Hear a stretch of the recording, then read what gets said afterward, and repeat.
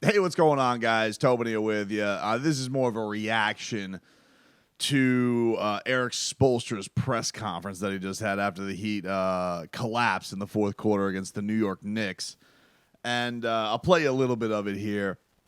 But I was curious what we were going to hear from the locker room tonight. The only guys they played player-wise were Duncan Robinson and Gabe Vincent, who were both tremendous tonight. Gabe had a really good game. In a lot of ways was the Heat's best player. And Duncan Robinson, you wonder, is this going to be some last-minute sprint here? Is Spo going to ride the hot hand with Duncan after a nice performance today and just getting nothing from Kevin Love? I mean, just absolutely nothing from three-point land.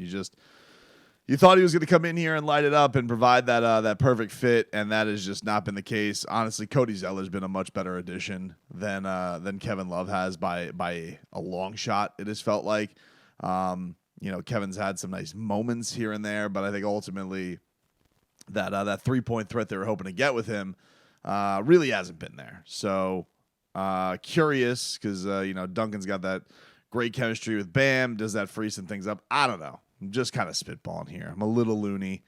But I do think that he's earned some more playing time. I don't think he's going to, supplant Kevin Love in the starting lineup, but I do wonder, does he maybe get the crack over Max? I thought even defensively, Duncan, that's usually what gets him in trouble, but I thought even tonight he was good, moving his feet. He was competitive in some spots. I thought even he got some ticky-tack calls, which he always kind of does, but I thought some egregious ticky-tack calls against him tonight. But as far as Spo said something that I really respect Erik Spoelstra. I really do. I think that the easiest thing in times like this is to go and blame the coach and throw things at him and be upset with this guy. I really do think this guy is tremendous. I've seen the kind of slop this guy has been able to whip up competitive teams with, which is why I think this year has been so confounding as to why that hasn't felt easier.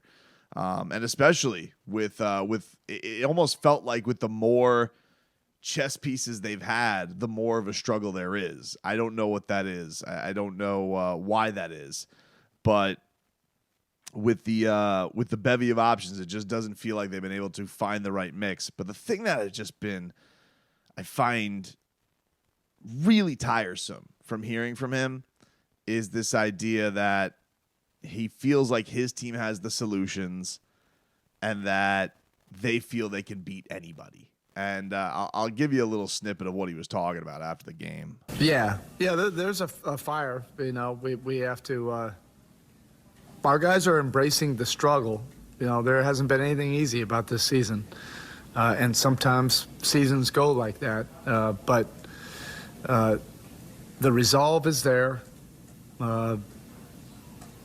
And it may not feel like it right now to everybody on the outside, but our group feels that we can beat anybody, any place, anywhere, anytime. So, okay. Something and a theme that we've heard multiple times from Spo this year, that they feel they can beat anyone, anywhere, at any time. That's kind of the problem, is that they carry themselves with this arrogance that they are that team that has been to the finals multiple times, that has a ring on their finger, and can carry themselves with this just level of, we got it. Don't worry. Like, I can, to a degree, get that, okay, maybe you didn't want to go as balls to the wall this year, especially with, certain players. You want to be extra careful with Jimmy. Although, Jimmy's been very durable really since, that one, I know he was out with the neck injury there probably, but really since he came back from that last injury, he's been playing in basically every game. Was it the smartest or was it the most prudent thing to have to do injury management with him and Kyle Lowry in a back-to-back when your backs are legitimately against the wall with 2 days off before your next game? They're embracing the struggle, apparently. And that one, I'm just like, hold on, dude. All right. You've spit at us all year with they have the answers to the test. You know, you feel like, and I think that there was always this feeling like they were going to turn the corner because I get it. They do show you reminders of what they can be when you get a win like you did against the Knicks, or you do what you do against the Cavaliers, or you do what you do against the Sixers in Philly. I get it. They've had nice wins this year. Dude, go up and down the contenders in this conference, and there are going to be teams that have plenty of really nice wins that they can look to and say, hey, remember that performance? Remember that performance? I think a lot of them would probably be your rivals too. So I don't know, man. Like, I never expect Erik Spoelstra to just completely berate his team. And to a degree, you know, he started off his press conference. He's like, you know, you are what you are. Your record is what you say. You know, we thought we were going in the right direction. All right. You know, and it's nice to have the only voice you really hear is Duncan Robinson today. Maybe Jimmy will talk to reporters afterwards, but it was on TV. But the only voice we got really of that to the locker room was, you know, Duncan Robinson, who just played his most minutes since the middle of December, saying that, oh, well, you know, we all believe we're going to keep this thing together. It's like, great. Hooray for belief. But, you know, the proof is in the pudding. And, like, you can go out there and you can say, you know, Jimmy can go out there and he says this all the time where he's just like, you know, we carry ourselves like we're a lot better than we think we are. And it's like, yeah, but you're in control of that, dude. Like, you're the star of the team. You dictate that. And, you know, very much I think like the wins that they've had, you know, Jimmy has had this real impact on them. You know, they've slipped away a couple where it's been like, you know, obviously the crushing loss against Orlando or the fluky loss to the Knicks. So yeah, there's been a couple of them that have been there and super disappointing, but this idea we're supposed just like we're embracing the struggle. It's like I just had your center the other day, Bam, say that no, the season's flown by. The season's flown by. This has been a blink, you know?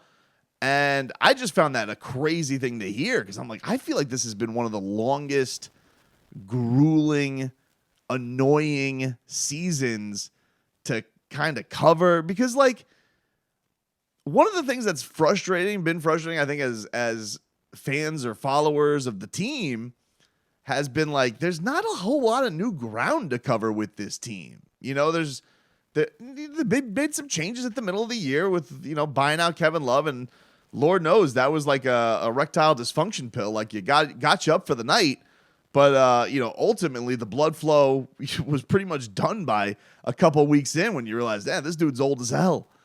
And I just feel like for Spo to keep going with this whole, we're embracing the struggle. Well, no, you're not. You haven't embraced the struggle all year. This entire year has felt like a punt. It has felt like it has felt like Tony Sperano, Joe Philbin Dolphins. Dave Wannstedt just, you know, kicking back for field position. It hasn't felt like they've embraced the struggle at all. And there's been multiple games I've felt that way. Like mostly against when they lose to teams that are like nowhere near them in record. But, you know, they've been in dogfights basically with everybody all year, from the low of the league to the high of the league. You know, there really was no in between when it came to what kind of game you were going to get with Miami up until the All-Star break, where a lot of these teams started blowing the doors off Miami because they would just get out to these monster quarters and Miami would kind of make it look respectable at a point, and then the levee would break it and it was all gone again. So